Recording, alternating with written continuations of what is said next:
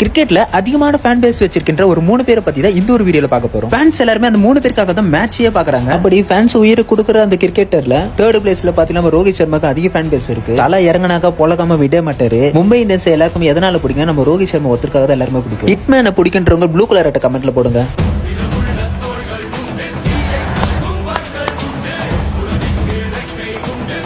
Second place பாத்தீங்கன்னா விராட் கோலிக்கு செம்ம fan base இருக்கு. விராட் கோலி இந்த ஒரு மனுஷனுக்காக தான் ஆர்சிபி டீமுக்கு எல்லாருமே சப்போர்ட் பண்றாங்க. விராட் கோலியை பிடிச்சவங்க ரெட் ஆட்டோ கமெண்ட்ல போடுங்க.